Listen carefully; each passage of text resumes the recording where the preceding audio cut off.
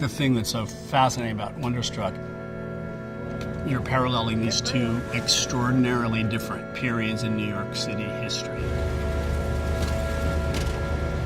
The beauty and the poignance of the story as it unfolds and the visual experience, cinematic experience, was something that just started to affect me emotionally at all levels.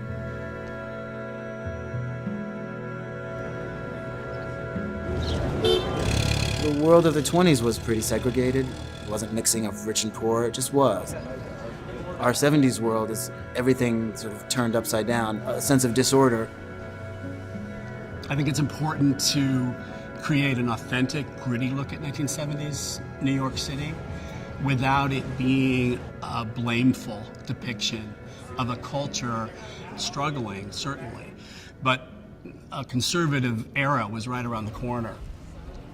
Researching the Upper West Side of the 1970s was not a complicated project for me because I grew up there. When I look back at the pictures, I was surprised how much more decrepit it was than I remembered it. I kept saying more age, more trash, more rubble, and nobody believed that it was real, that it could be that way. I try to rewrite the script in images. Less aesthetic, more structure. And then we started to look at the specifics of what these worlds look like.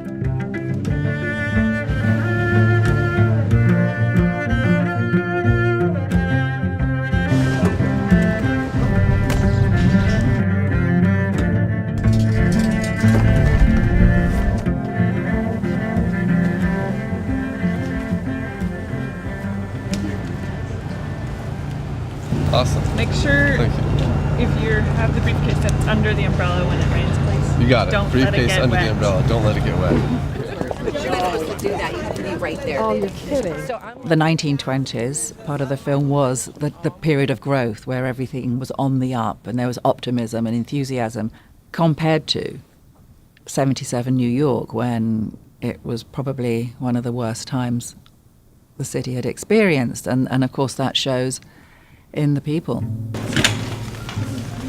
In this film, the crowd, the background really tell the story.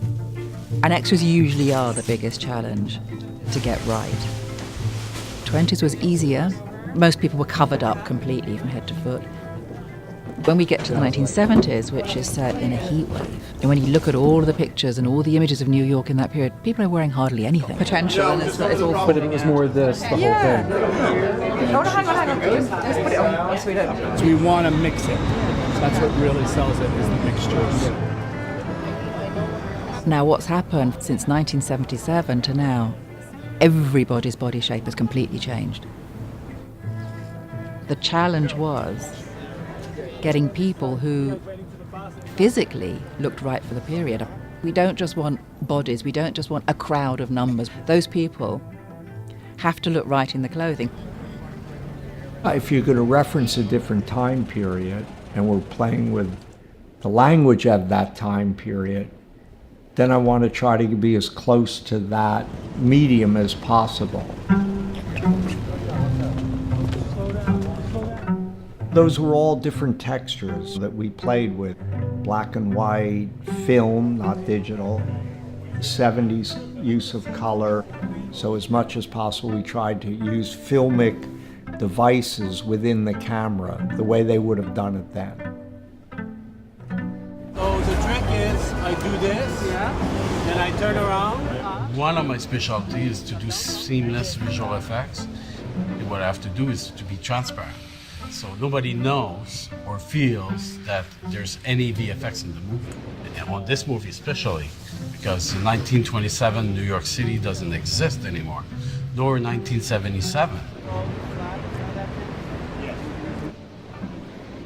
We're gonna have to remove the scaffolding, change the building that is too modern, and add the computer-generated crowd in the background to make the shot. Your sides, you're gonna spread your fingers. Everything is possible.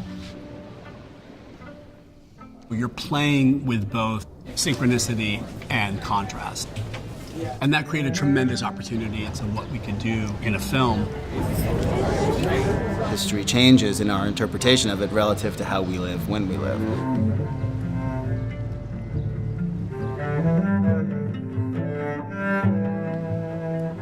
It's a movie about these stories and how time can be spanned.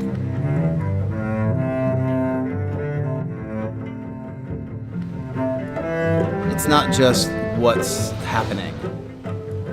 It's more about through what filter are you going to look at what's happening.